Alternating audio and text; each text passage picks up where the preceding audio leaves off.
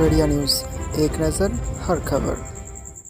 नमस्कार, मैं अनुराग श्री और आप देखना शुरू कर चुके हैं अपना अररिया न्यूज़। आपको बताते चले कि अररिया पुलिस कप्तान धुरतशाली सावलाराम, जो कि अररिया में बेहतर कार्य के लिए राष्ट्रपति पुरस्कार भी प्राप्त कर चुकी है, आज उनका हस्तांतरण अररिया से सारण जिला हो चुका है। आपको बताते चले कि सिर्फ अररिया के पुलिस कप्तान धुरतशाली सावलाराम का ही नहीं, इनके साथ साथ बिहार के 17 जिलों के पुलिस अधीक्षक को हस्तांतरित किया गया है, जिनका कार्यकाल समाप्त हो गया था। अररिया में नए पुलिस कप्तान के रूप में हृदय कांत तिवारी, जो अररिया पुलिस कप्तान का पदभार ग्रहण करेंगे।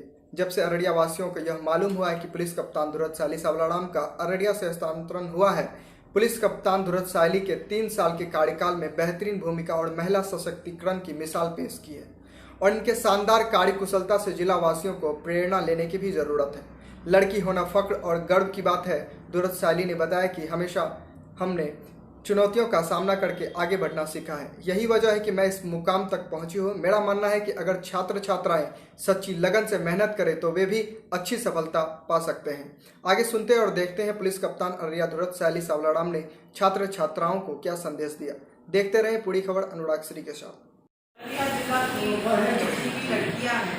संबोधन करते हुए ये बताना चाहूँगी कि लड़की होना मतलब ये नहीं है कि घर बैठ के काम करना, घर के ही काम करना।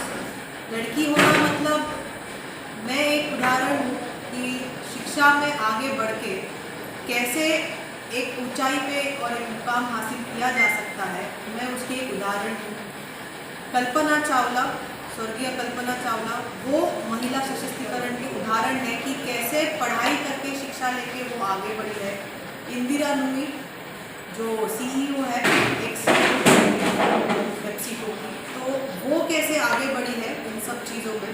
तो ये एक उदाहरण है महिलाओं के लिए कि महिला सिर्फ और सिर्फ ज़रूरी नहीं कि घर ही बैठ के उनको काम करने हैं, घर के ही काम करने हैं, बट आगे बढ़िए, पढ़ाई लिखाई करिए। शिक्षा बहुत ज़रूरी है किसी भी लड़की के जीवन में। शिक्षा ना हो तो अनेकों प्रॉब्लम्स आगे जाके हम लोग को फेस करने पड़ते हैं। शिक्षा से एक कॉन्फिडेंस आता है, थोड़ा बोल्डनेस आता है, समाज को फेस करने का एक हिम्मत मिलता है और मुख्यतः हर एक लड़की को मैं समझती हूँ कि फाइनेंशियली इंडिपेंडेंट रहना है। पैसे के लिए किसी के ऊपर भी निर्भर नहीं होना है, उसके लिए उन्हें सच में आत्मनिर्भर बनना है। दूसरा प्रश्न मेरा ये है मैम कि लड़कियां घर से पहले नहीं निकलती थी, अब ऐसा अवसर मिल रहा है, शिक्षा के लिए भी वो बाहर निकल रही हैं, अपने दिनचर्या या किसी भी तरह से वो समाज में आने के लिए हिम्मत जुटा रही हैं, फिर भी समस्या उनके सामने है। तो ऐसे में क्या सेल्फ डिफेंस या किस तरह से आप सलाह देना चाहेंगी लड़कियों को? मैं तो जहाँ मैं भी जाती हूँ स्कूल में, मैं यही बोलती हूँ कि लड़कियों के लिए सेल्फ डिफेंस, कराटे क्लासेस हो, टाइक्वांडो हो या जो भी हो, वो मस्ट है। किसी भी कीमत पे हर लड़की को ये थोड़ा बहुत आना चाहिए, क्योंकि सोसाइटी कैसी है नहीं है इसको हम लोग नहीं बता सकते, इसको हम लोग जज नहीं कर सकते, बट हम लोग अपनी सेफ्टी तो ले ही सकते हैं किसी भी कीमत पे। इसलिए हमारी सेफ्टी के लिए बहुत ज़रूरी है कि लड़की सेल्फ डिफेंस के क्लासेस ज़रूर सीखे। मैम, आप एक प्रशासनिक सेवा पे रहीं और आपको राष्ट्रपति सम्मान भी मिला है आपके कार्यक्षमता कुशलता को देखते हुए। तो क्या सम्मान मिलना लड़कों बच्चों को या लड़कियों को जो सम्मान मिलना किस रूप में उसको देखना चाहिए बच्चों को? क्योंकि आजकल सम्मान बच्चों को मिलता है और कुछ बच्चों को नहीं मिलता है, थोड़ा निराश भी होता है, लेकिन उसको किस रूप में देखना चाहिए? मैं सबको यही बोलूँगी कि जीवन में आगे बढ़ना और अपने मुकाम को हासिल करना ये एकमेव किसी भी व्यक्ति का लक्ष्य होना चाहिए। अब उस लक्ष्य को प्राप्त करने के लिए आपको अनेकों कठिनाइयाँ आएंगी, अनेकों डिफ़िकल्टीज आएंगी। वो तो मुझे भी आई है। ऐसा नहीं कि मैं आज ही सर्विस में ज्वाइन किया और आज ही मुझे राष्ट्रपति पुरस्कार मिला।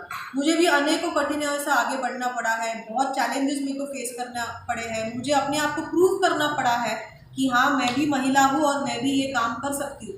तो मुझे भी अनेकों चैलेंजेस को फेस करके आगे बढ़ने का मौका मिला, कहीं मैं हारी नहीं। मैं सबको यही बताना चाहूँगी, चैलेंजेस हर इंसान के लाइफ में आएंगे, चाहे महिला हो या पुरुष हो, हर एक को उसको फेस करना है, फेस करके आगे बढ़ना है, हारना नहीं है, निराश नहीं होना है। जितना मेहनत से और जितनी ईमानदारी से आप अपने कुशलता के लिए आगे बढ़ोगे, उतनी ही मेहनत से और ईमानदारी से आपको सम्मानित और पुरस्कारित किया जाएगा। मैम, एक लास्ट प्रश्न ये है कि आप इस छात्र जीवन की कोई ऐसा घटना बताइए जो बच्चों के लिए प्रेरणा स्रोत हो, कोई ऐसा अगर स्मरण में हो तो। जी हाँ। मेरी छात्र जीवन की बस एक ही प्रेरणादायक बात है कि मैं बहुत ज़्यादा कभी इजीली सक्सेसफुल नहीं रही हूँ। मुझे बहुत मेहनत करनी पड़ी है, स्ट्रगल करना पड़ा है। स्कूल में हो या फिर कॉलेज में हो, ऐसा इजी मेरे को सक्सेस कहीं नहीं मिला है। यूपीएससी में भी काफ़ी स्ट्रगल हम लोग ने किया था। जब हम लोग यूपीएससी के लिए एज ए स्टूडेंट पढ़ते थे तो फ्री लाइब्रेरीज ढूंढते थे, पैसे नहीं होते थे हमारे पास उनके, तो फ्री लाइब्रेरीज कहीं चले गए, फ्री लाइब्रेरीज में बैठ गए, वहाँ की किताबें पढ़ ली और वहीं बैठ के नोट्स बना लिए, क्योंकि वो लाइब्रेरी से हम लेकर नहीं जा सकते थे किताब, और बाद में फिर इतना दूर कौन आएगा लाइब्रेरी के लिए। तो वहीं बैठ के नोट्स बनाना, फ्री लाइब्रेरी में बैठ के। खाना भी दिन में सिर्फ 2 बार खाते थे, क्योंकि नाश्ते के लिए उतना पैसा नहीं होता था कि नाश्ते में हम लोग रोज एक पैसा दें, क्योंकि आज पहले अटेम्प्ट में नहीं हुआ तो कोई गारंटी नहीं है कि दूसरे अटेम्प्ट में नहीं होगा, तो पैसे दूसरे अटेम्प्ट के लिए भी चाहिए हमको करने के लिए। तो इतना सब हम लोग का economic management as a student कम से कम मैंने तो किया है कि कैसे मतलब पिताजी का पैसा ना बर्बाद हो। अगर हम अटेम्प्ट भी दे रहे हैं तो कम से कम हम उसको संभाल के करें कि हमारे पिताजी कितने मेहनत कर रहे हैं हमारे लिए। तो वो सूझबूझ से मैंने काफ़ी स्ट्रगल किया है। मतलब ये कहा जा सकता है कि समस्या ही समाधान को जन्म देता है।